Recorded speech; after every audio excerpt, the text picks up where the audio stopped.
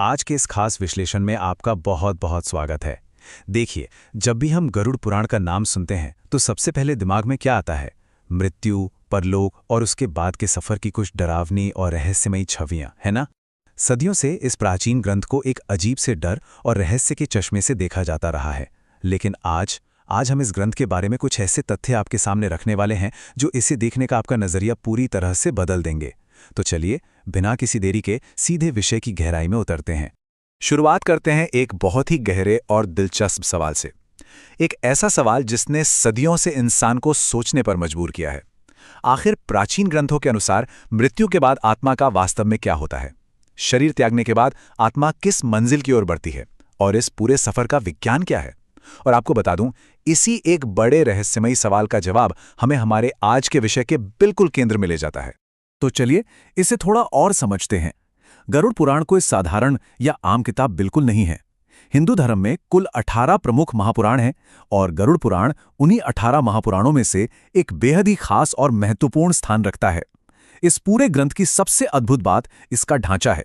जरा सोचिए, ये भगवान विष्णु और उनके वाहन गरुड़ के बीच चल रहे एक सीधे संवाद यानी एक दिव्य बातचीत के रूप में लिखा गया है।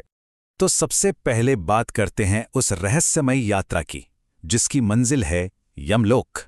और ये स्लाइड बहुत ही शानदार तरीके से दिखाती है कि मृत्यु के ठीक बाद आत्मा की यमलोक तक की यात्रा को इस ग्रंथ में कितने तार्किक ढंग से समझाया गया है। इसमें कर्मों की बिल्कुल सीधी और साफ तुलना की गई है। एक तरफ है आपके अच्छे कर्म जो बिना किसी रुकावट के आपको स्वर्ग और शुभ फलों की ओर ले जाते हैं, और दूसरी तरफ बुरे कर्म जिनका नतीजा नर्क और काफी गंभीर दुष्परिणामों के रूप में सामने आता है। आसान शब्दों में कहें तो पृथ्वी पर आप जो भी करते हैं वही तय करता है कि मृत्यु के बाद आपकी अगली डेस्टिनेशन क्या होगी। अब यहाँ पर एक निष्पक्ष और दार्शनिक नजरिया अपनाना बहुत जरूरी है। अक्सर लोग सोचते हैं कि ग्रंथ में अलग अलग प्रकार के नरकों और भयानक दंडों का जो इतना विस्तृत वर्णन है वो सिर्फ हमें डराने के लिए है, पर असल में ऐसा नहीं है। ये एक नैतिक निवारक या कह लीजिए एक मॉरल डिटेरेंट के रूप में काम करता है। इसका सीधा सा मकसद समाज को अधर्म और गलत रास्तों से दूर रखना है। ये डर वास्तव में समाज में अनुशासन और इंसानियत बनाए रखने का एक बहुत ही अचूक और प्राचीन मनोवैज्ञानिक टूल है। अब परलोक से थोड़ा वापस आते हैं और बात करते हैं कर्म के सिद्धांत की, जो हमारे परलोक और वर्तमान को आपस में जोड़ता है। मृत्यु और परलोक की बातों से निकलकर जब हम इस जीवन पर ध्यान देते हैं तो सबसे बड़ा सवाल उठता है कि आखिर हमारा अंतिम लक्ष्य क्या है? ग्रंथ के अनुसार वो लक्ष्य है मोक्ष, हर आत्मा की अंतिम मंजिल। मोक्ष का मतलब है जन्म और मृत्यु के इस कभी ना खत्म होने वाले लूप से पूरी तरह से बाहर निकल जाना, हमेशा के लिए। पर सवाल है कि यह मिलेगा कैसे? गरुड़ पुराण एकदम स्पष्ट करता है कि इसके लिए भगवान विष्णु की सच्ची भक्ति, गहरा ज्ञान और सबसे महत्वपूर्ण एक उच्च नैतिक मापदंडों वाला सदाचारी जीवन जीना बिल्कुल अनिवार्य है। इस आध्यात्मिक ऊंचाई तक पहुंचने के लिए केवल विचार ही नहीं बल्कि कुछ बहुत ही ठोस और प्रैक्टिकल कदम भी बताए गए हैं, जैसे कि आपके धार्मिक कर्तव्य और दान। इनमें अन्नदान यानी भूखों को भोजन कराना और गोदान को बहुत ही ऊंचा और पवित्र स्थान दिया गया है। साथ ही अपने पूर्वजों के प्रति सम्मान प्रकट करने के लिए श्राद्ध और पितृकर्म करने का भी साफ नियम है। अब देखिए, ये सारे काम न सिर्फ अच्छे कर्मों का बैलेंस बढ़ाते हैं बल्कि एक इंसान को अनुशासित और सही रास्ते पर चलने के लिए प्रेरित भी करते हैं।